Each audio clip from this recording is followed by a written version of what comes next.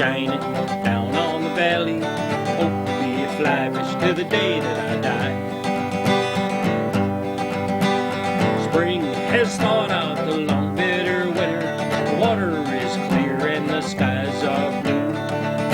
I'm standing in the middle of the Beaver Kill River.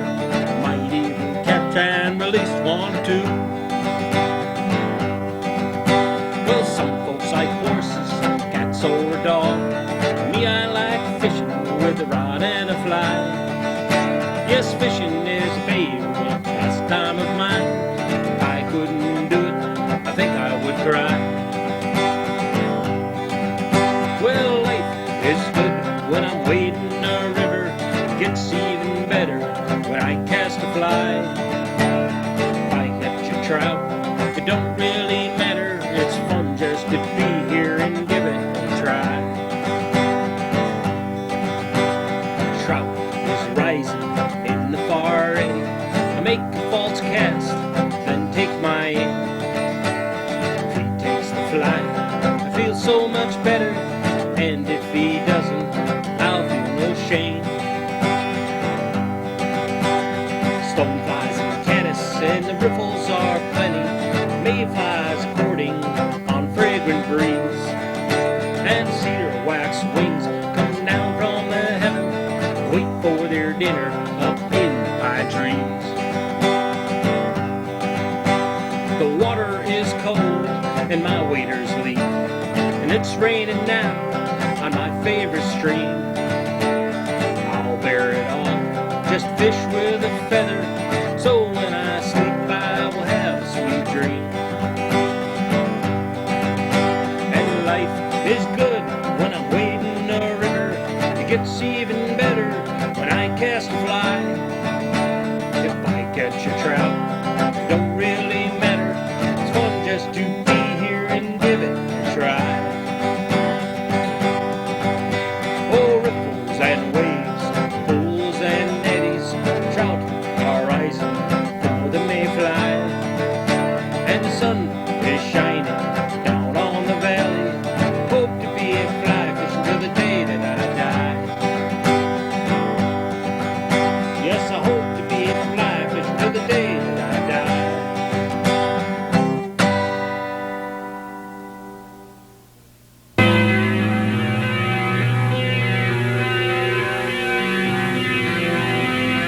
Something is happening to your national forest. On the slopes above Overwitch Creek, in the headwaters of the Bitterroot River in western Montana, the trees were cut down, then the mountainsides collapsed. How did this happen? Was it the road building? Was it the clear cutting? Was it the deliberately set fires? Who did this? Was it the Forest Service? Was this done with your tax dollars? We met with the Bitterroot National Forest Supervisor, Steve Kelly. He declined a video interview, but did give us the official Forest Service incident summary, stating, "An intense rainstorm on June 25, 1992, caused severe erosion in the channels of 4 tributaries of Overwitch Creek, from the headwaters located in the Overwitch 2 burn to the confluence with Overwitch Creek. Sediment from the tributaries flowed directly into Overwitch Creek and through Painted Rocks Reservoir into the West Fork of the Bitterroot River. Preliminary findings indicate that a large percentage of the fish community in the lower 5 miles of Overwitch Creek may have been destroyed. According to forest watershed and soil specialists, clear cuts and roads did not cause the Overwitch incident or contribute significantly to the eroded material."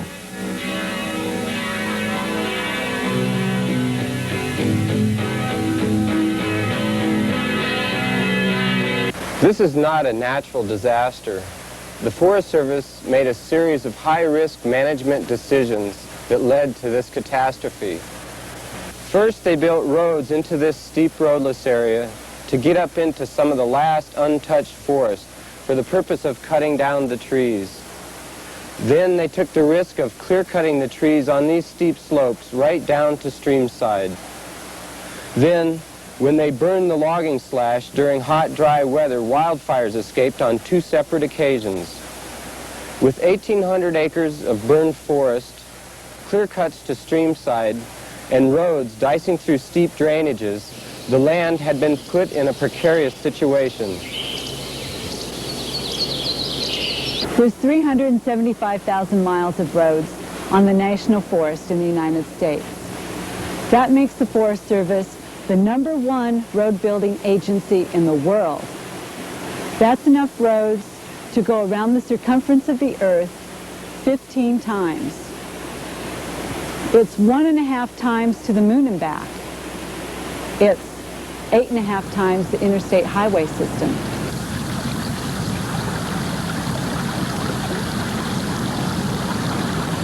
These burns that we see today are a result of the Forest Service. They were burning slash and clear cuts, and it got out of control. Until prompted, they were not mentioning the cause of the fire.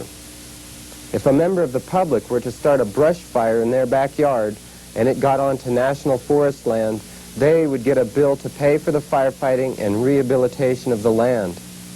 In this case, the taxpayer foots the bill. It takes at least 10,000 years to build up soil that can sustain a forest. So soil is not a renewable resource. 10,000 years of evolution of soil is heading downhill, along with boulders 3 feet across and trees 100 feet long. Suspended in the water, the clay, silt, and sand kept moving, hit the creek, and killed the fish. 100 miles downstream, the silt has reached Missoula. From the Clark Fork to the Columbia, it will reach the Pacific Ocean. The Forest Service has broken the law here. The National Forest Management Act mandates that there are not any practices permitted on the national forest that change the water temperature, the chemical composition, the flow, the sediment load, or fish habitat. On every one of those points, the law has been broken. Congressionally approved Forest Service mismanagement killed this area. And they continue doing this. This is not old forestry. This is 1980s, 1990s style forestry. I don't know if this is just the new forestry or the new and improved forestry, but it's really the same old forestry.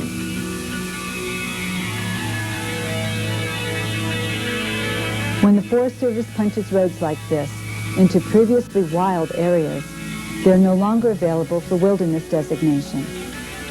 Is that why the Forest Service is in such a road-building frenzy?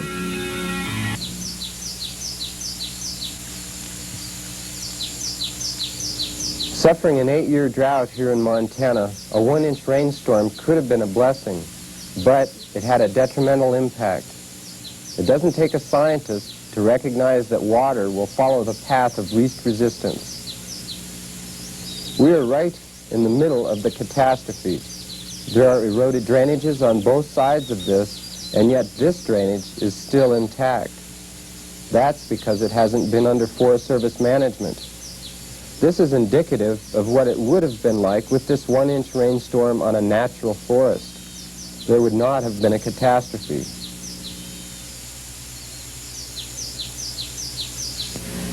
What we see here today is horrifying to people.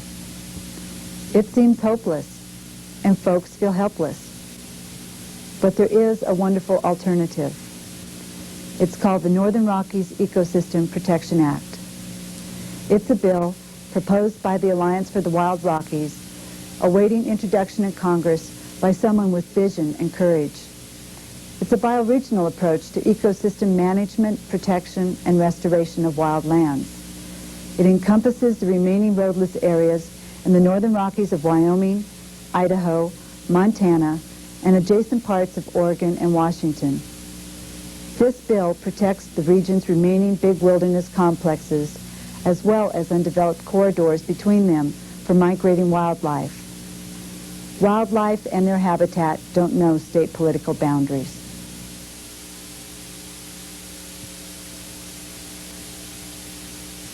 Overwich is not an isolated situation. The Forest Service is road building, clear cutting, and burning on every forest in the United States. When will this happen in your backyard? They sawed the right-of-way for the road, and then they came in and they sawed the trees out of the clear cut. And then when the fire escaped, they sawed the fire lines, and then came the sawing for the fire rehabilitation. Now they come in with saws to attempt to patch up the catastrophe. So basically, that's the Forest Service's main tool, the chainsaw. It seems to be their answer to all the needs of the forest. And they're still out here sawing. The wild trout fisheries of Montana are world class. The habitat that supports that world-class fishery is on the national forests and the public lands for the most part. The same habitat that supports that fishery, that wild trout fishery, is also the habitat that supports elk, that provides security and cover for elk, that provides security and cover for wide-ranging, low-density species such as lynx and fisher, wolverine, wolf, grizzly, black bear, mountain lion, is also a threat in the logging and the road building that's going on. The reason that much of it is being destroyed is because of political pressure from politicians, from some of the politicians in the administration, some politicians in Congress, and also through actions of people who hold the real power in the Forest Service. I'm speaking of the chief, of some of the regional foresters, of the chiefs, some of the chief staff. For the most part, the people on the forests and the ranger districts don't hold the real power in the agency. But these people that I mentioned are breaking the laws that govern the administration of the national forest. And they're breaking the regulations and in many cases the forest plan standards through political pressure and coercion and that kind of thing. We all can do something about it. We can and should write to our congressional delegations and ask that an independent group of scientists be appointed to make a special investigation of the administration of the national forests in the northern Rockies. You can also support a bill that hasn't been introduced yet. It's in writing, that would protect all the remaining RODOS lands. I believe that bill is called the Northern Rockies Ecosystem Protection Act.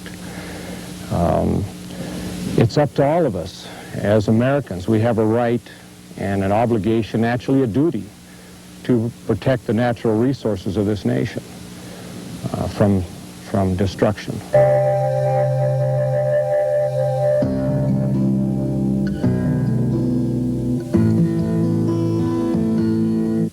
On September 9th, 1992, Representative Peter Kosmeyer introduced the Northern Rockies Ecosystem Protection Act before the U.S. House of Representatives.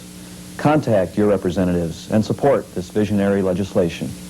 For more information on the bill, contact the Alliance for the Wild Rockies.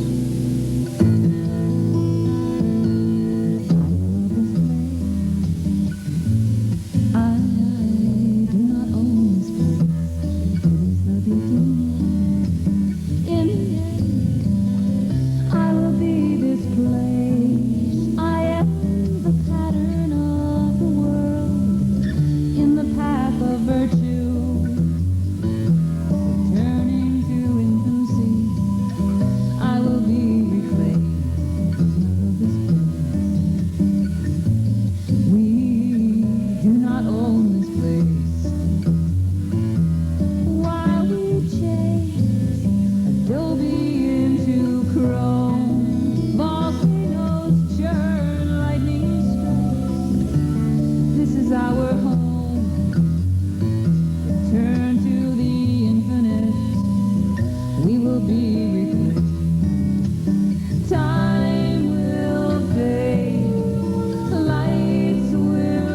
City has the world's largest unfiltered water supply.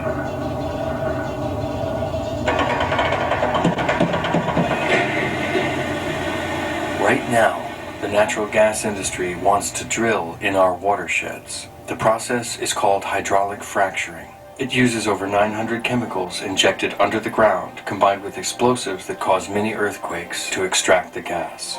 But the process hasn't been proven safe. Watersheds across the nation have been contaminated with plastics, carcinogens, mutagens, and endocrine-disrupting chemicals, and with explosive natural gas. Whoa!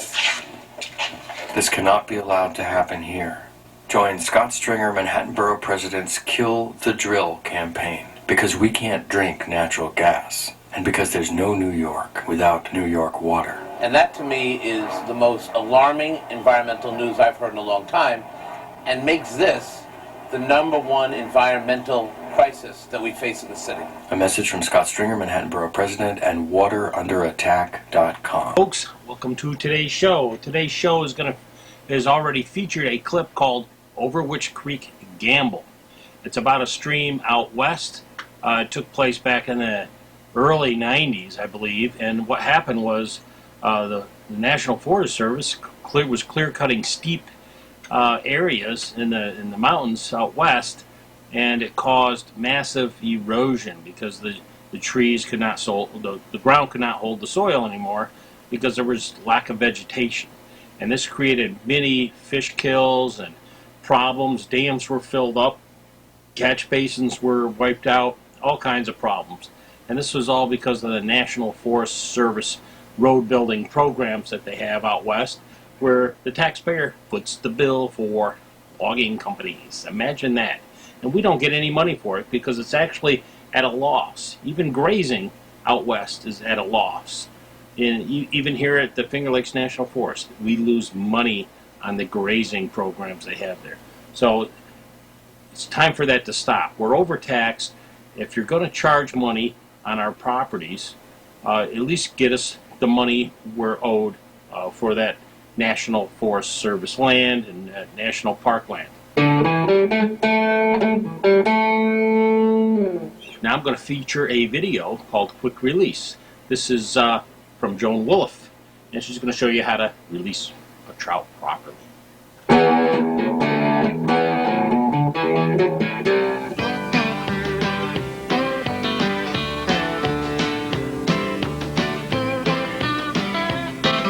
Hello, I'm Joan Wolfe.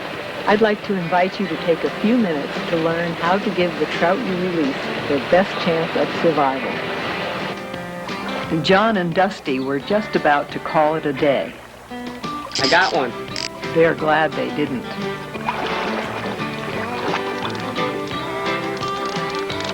Get ready now. Here it comes. Get him, Dad.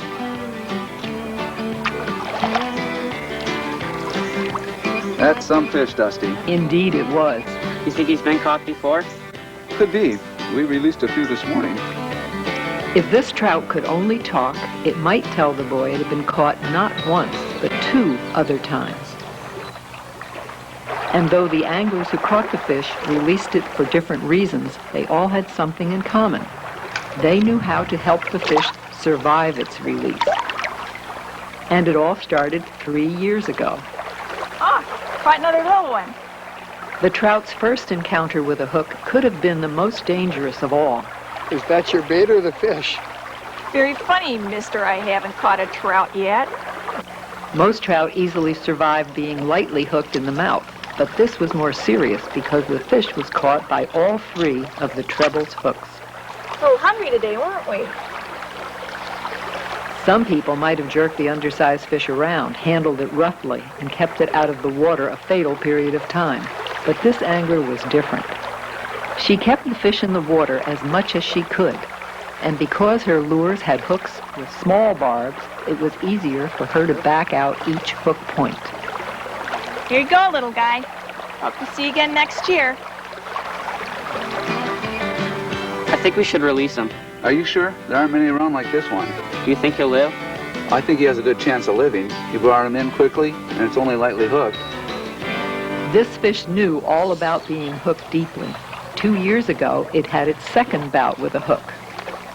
If the fish had been caught in the feeder creek just upstream, it would have been that night's dinner. Don't tell me you're not big enough. But this section of the river had a 12-inch size limit. You wouldn't want to stretch a half-inch, would you? I guess not. Luckily for the trout, the man valued the fish's welfare more than a 5-cent hook. Well, now why'd you go and swallow that all the way? As soon as the fisherman saw the fish had swallowed the hook, he knew what he had to do.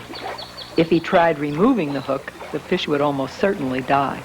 He also knew that 2 out of 3 deeply hooked fish will survive if the line is cut.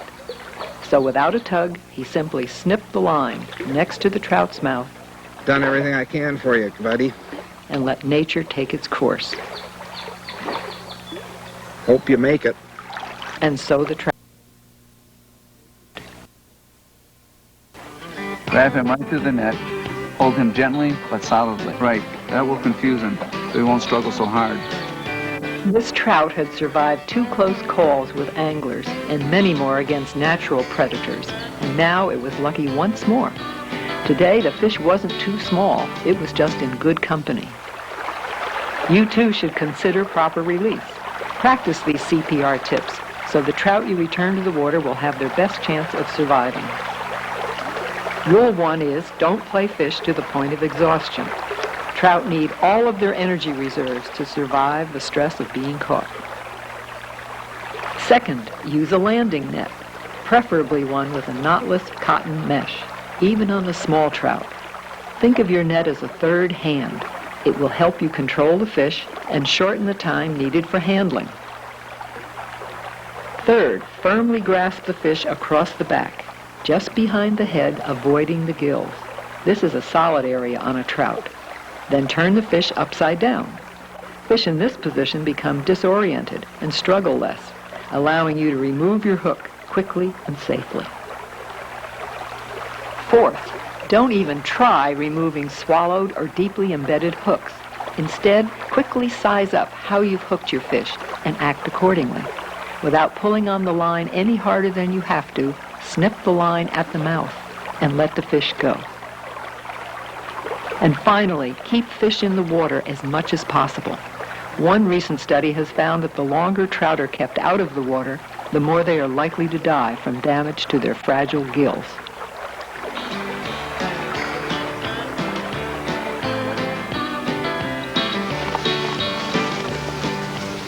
Let's see, the highlight of this morning of fishing was when you released that big fish. I'll say. I guess you could say that I recycled it. Kind of like this can.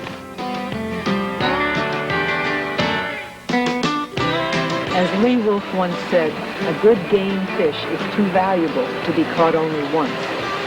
And the fish you release is your gift to another angler, as it may have been another angler's similar gift to you. This can only happen if we release fish in the safest way. Thanks for watching, and good fishing.